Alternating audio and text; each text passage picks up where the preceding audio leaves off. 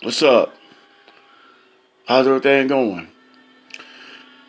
It is not in the interest of this country, the United States of America, or this corporation, for so-called black people to prosper.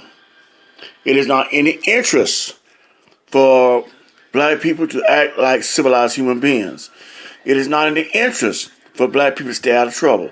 It is not in the interest for black people to therefore be educated.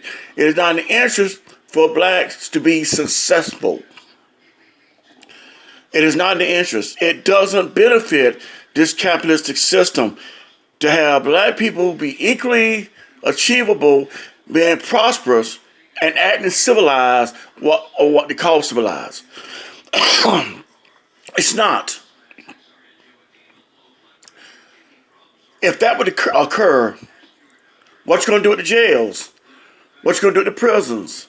What you gonna do with the podcasts, the radio stations, the TV stations? What are you gonna do with all this stuff that's going on, like sports? They won't put all their time into these things. Nor would the populace. You couldn't be putting them down. Do you know that money is made off of the black man's back still to this day? When he's a buffoon, when he messes up, when he goes to jail, when he's convicted of a crime, when he's having kids not taking care of them, he's making money for the system. Plenty of money for the system. The system is benefiting from the degradation, the erroneous behavior of black people in America. And they're lying out their ass if they say they're not. You get a lot of people get on TV, like Jesse Lee Peterson, Thomas Sowell, you get Larry Elder, you get Walter Williams, you get Candace Owens, Jericho Green. I mean, you get people all the time, and they would talk about how black people are disenfranchised. Yes, they are. Very disenfranchised. But it's by design. Now, when I say it's by design, I'm not sitting down talking about the white man's in the corner over here in the boardroom, and he's drawing up his plan. We're going to attack those niggas over here. We're going to attack them over there. I'm not talking about that. What it's saying is this. Things are put into place by leadership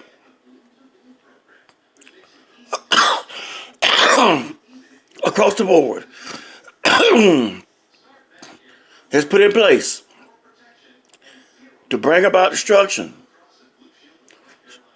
jobs leaving inner cities, going elsewhere, inferior education, single parent homes,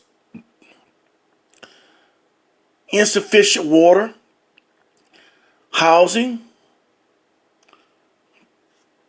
lack of a balanced diet, and all those things.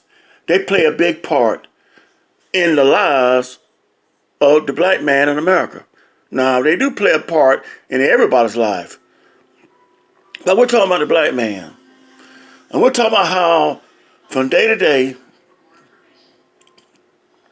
across this country, the hood, which is any neighborhood where the black man resides in the inner city, is going to hell. I gotta eat your throat. So excuse me, I'm sorry for calling people. Okay. They're going to hell. The whole neighborhoods are. I'm not going to sit here and I'm going to blame white people for this. I don't look at color, so it's just a color thing. It's a human thing, and it's a profit thing. It's about making profit. And you profit off of those that are the least successful and more vulnerable. And that has a lack of character, not cohesive in their development and unified. That's who you target. That's who you're targeting. Same thing can happen to anybody. It can happen to anybody. It doesn't matter what race you're from, ethnicity, gender. It can happen to anyone. Because this is a human thing.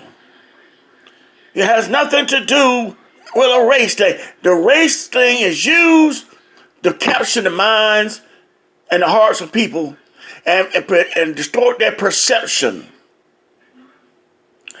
And when you distort a person's perception, you distort their understanding.